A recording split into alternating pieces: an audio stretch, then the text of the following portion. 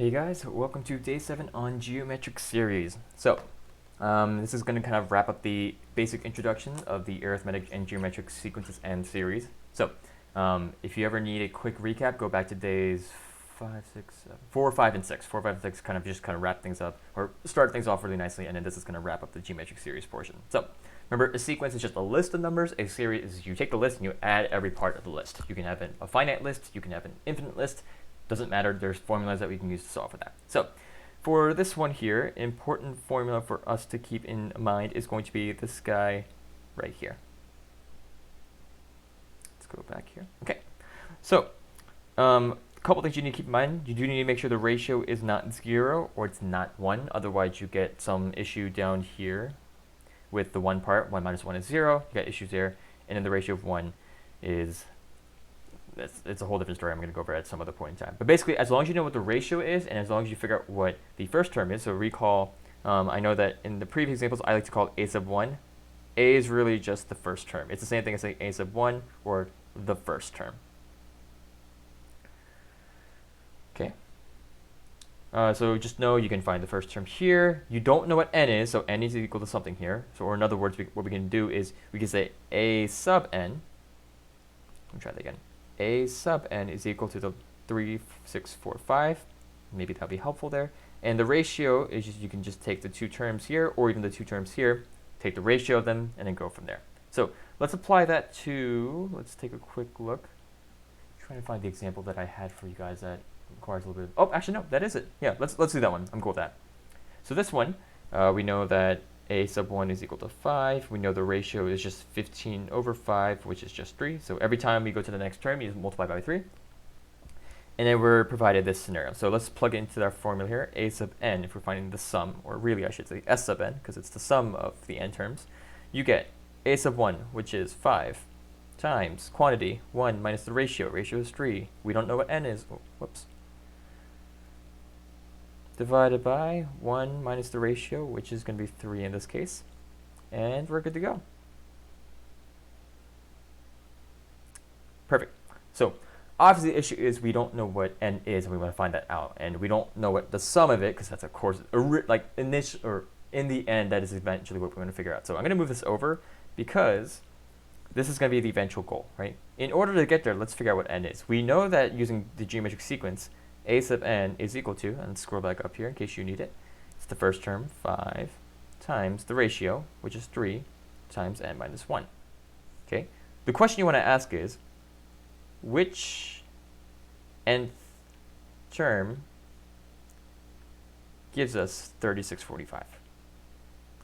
You actually know this, a sub n, that's up here. 3645 is equal to that equation. Solve for n. That's it. So we go from there. I'm going to pull up my calculator real quick on my computer just so it makes it easy. 3645 divided by 5, you get 729 is equal to 3 to the n minus 1. Basic logarithms now. So log base 3 of 729 is equal to n minus 1. If you need a quick refresher on logs, go back to unit 3. I think that's when we talk about exponentials and logs.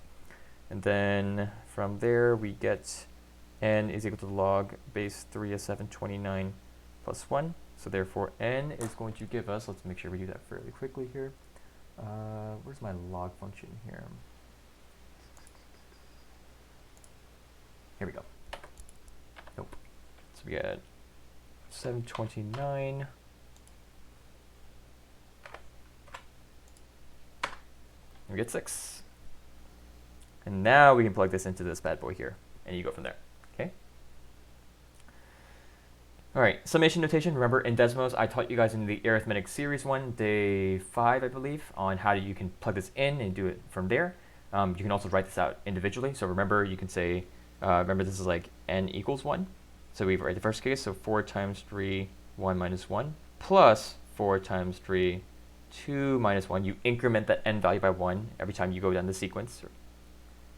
We're going to do 3 minus 1 all the way up to 4 minus 1. Okay. Use your calculator to kind of confirm the answers there. You are set to go. Let's see. Sum. This one, surprisingly, is actually a lot easier than the arithmetic one, it's very straightforward. You got the first term here, you've got the ratio there, that's it. A great example to kind of think this one is, there's a class example where it's saying, hey, between me and you, there's a certain distance, right? Every step I take, I cut that distance exactly in half. So if you and I were 1 meter apart, my first step, now we're half a meter apart. I take another step, that's half of that, so it's 0.25 meters apart. Half of that is 1.125, and so on and so forth. Usually the question is, how will I ever get to you? But the question I'm going to ask you now is, if I add all those distances up, will they eventually add up to you? If I infinitely do that sequence over and over and over again, what will those numbers add up to? And this ratio provided here gives us that number. So let's just do a quick one right here. Why not? Let's just do the first one here. So the infinite series is 1, 1/3, 1/9, right? So we need a sub 1. That's easy. That's the first term. We need the ratio. Well, the ratio is just going from the second term to the first term, which easy enough is actually the second term. And then, yeah, just plug it in. You're good to go. So then s going to infinity is equal to the first term. And you can simplify them there. You don't need me to do that for you. Okay. Let's do the problem solving. This is a good one to go over. I might start B just to help you with percentages, because some of you guys are still a bit iffy with tips and whatnot that you do at the restaurant. So it might be a good one to go from there. This one's good to draw out. So if I have a ball and it drops from a 12-foot roof, and so you might be thinking like dropping straight down. That is correct. But I'm going to imagine as if there's a little bit of horizontal distance, like the ball is like moving, kind of like a basketball when it bounces off the back rim. Like it bounces, and every bounce it lowers the maximum height by a certain amount. So if I say, hey, the first ball drops, let's just say that's 12 feet, right? When it bounces up again the second time, we are given that it bounces 2/3 as high. So I know 2/3 of 12 is 8, and then it's going to go back down 8 feet. Then it bounces 2/3 of that. So 2/3 of that is 8/3, and it comes back down 8/3. Hopefully you're seeing a pattern here where we're not actually adding just a simple sequence, we're adding a sequence upon itself. If I just worry about the down values, right? 12, 8, 8/3. Oh, that's just 12 plus 8 plus 8/3 plus dot, dot, dot, infinitely, right? Now, obviously it's not infinite because the ball will eventually hit 0 after a certain number of bounces, but we're just going to say infinite. Let's just go with that for now, right? The other problem, however, is we got the going up portion. And then there would be another one going up here. So that would be 8 plus 8/3 plus dot, dot, dot, dot, dot. There are quite a few ways to go about it. Here's the way I prefer to do it. I like to say the total distance is going to be, we're going to go with this part right here. This is going to represent the distance going down, right?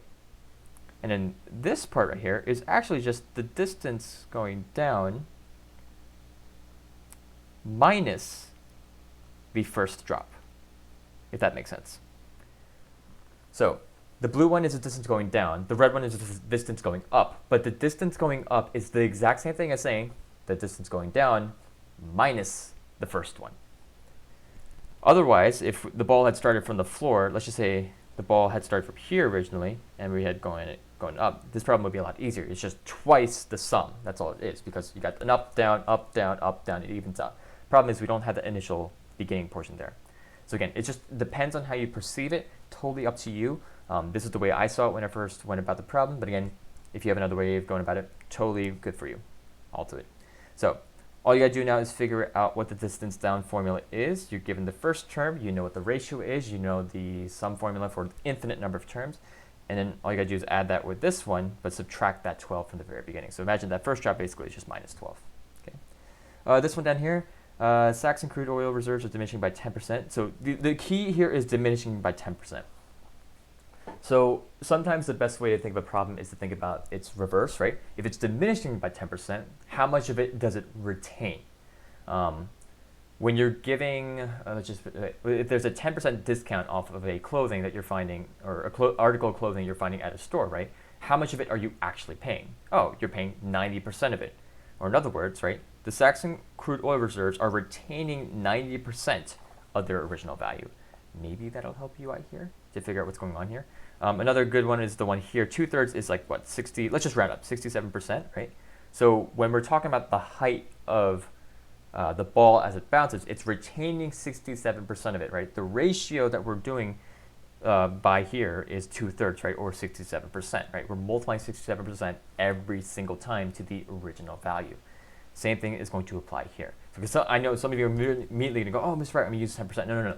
Think about what it's asking. It's reducing or diminishing by 10%.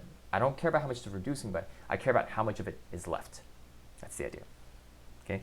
This also goes back to way at the beginning of the year when we talked about interest rates, where say you invest $10,000 in a bank account and you're saying, hey, like every year you get 6% back. And so we think of that as like, oh, you're taking the original and you're multiplying